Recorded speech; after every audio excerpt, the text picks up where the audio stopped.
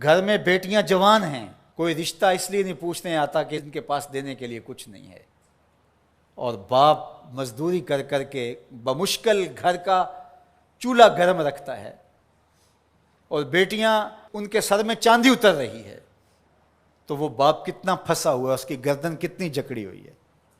और अगर किसी के पास रकम हो उसकी ज़रूरियात से ज़्यादा, और वो उसका रिश्तेदार भी लगता हो, तो उसको सोचना चाहिए कि मैं इसकी मदद करूं या ना करूं।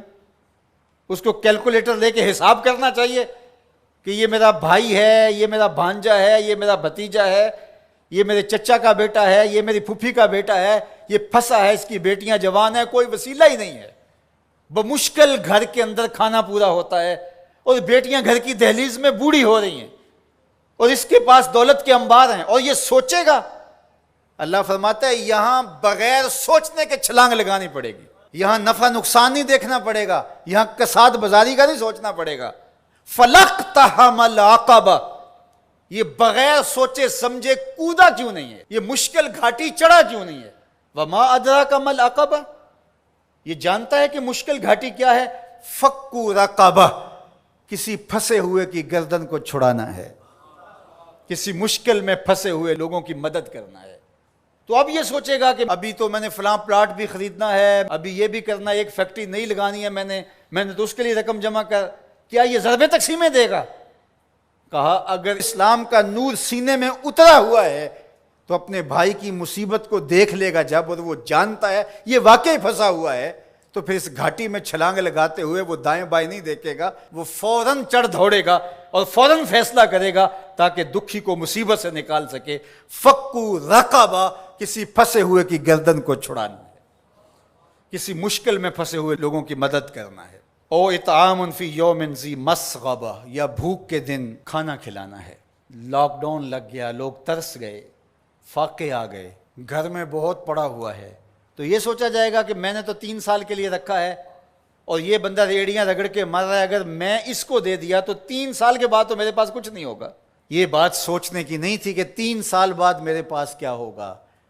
कुरान का जो उसलूब है, कुरान जो हमें जिंदगी सिखाता है वो ये है कि यहां सोचना नहीं, तुम्हें अकल से सोच के काम लेना। ये बहुत मरहले हैं, कहीं अकल को पीछे करना पड़ता है।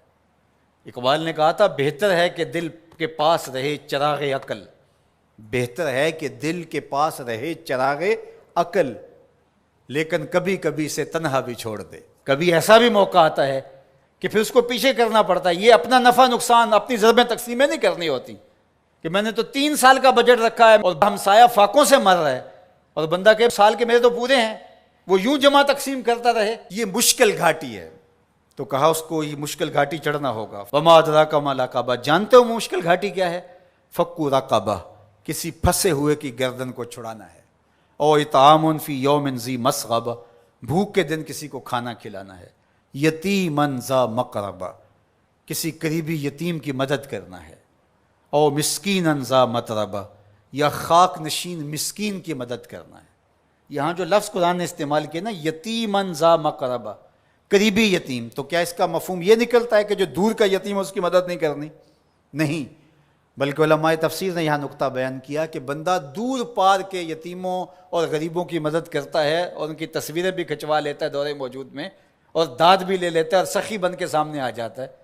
लेकिन यतीम ख़ानदान के अंदर हो तो उनकी मदद करके बंदा नुमाइश नहीं कर सकता कि मैंने अपने भतीजे भांजे के साथ ये किया है। जो बंदा नफ्स का गुलाम बन जाता है उसके लिए मुश्किल हो जाता है। तो इसलिए अल्लाह ताला ने यहाँ जो लफ्ज़ बयान फरमाया, यतीमन ज़ा मक़रबा, करीबी यतीम की मदद करना, और मिस्कीनन ज़ा मतरबा, या खाक नशीन मिस्कीन की मदद करना। कुछ लोग, उन्हें पता है हमारी हमसायगी के अंदर इनके यहाँ नान शबीना भी नहीं है, तो वहाँ जो है वो महीने में 500 रुपया देंगे, और 500 रुपया दे के ये समझेंगे कि हमने हक़ अदा कर दिया। इनकी ज़रूरत को आपने पूरा करना था। मुख्तलिफ लोगों को तो आप करोड़ों रुपए बांट रहे हो, और आपकी फैक्ट्री में जो मुलाजमत कर रहे हैं आप उनमें कितनों को जानते हो कि मुश्किल से इस 15,000 रुपये से इसका घर चलता है, और इसकी बहनें जवान हैं, और ये बेचारा ओवर टाइम भी लगाता है, फिर भी घर का खर्चा पूरा नहीं होता। तो तुम बाहर जो करोड़ों रुपए दे रहे हो, तो बेहतर नहीं था कि अपने उस मजदूर की तुम मदद कर देते। अल्लाह हम सबको सूरा अल बलद के मज़ामीन पर गौर व तअम्मुल की तौफीक नसीब।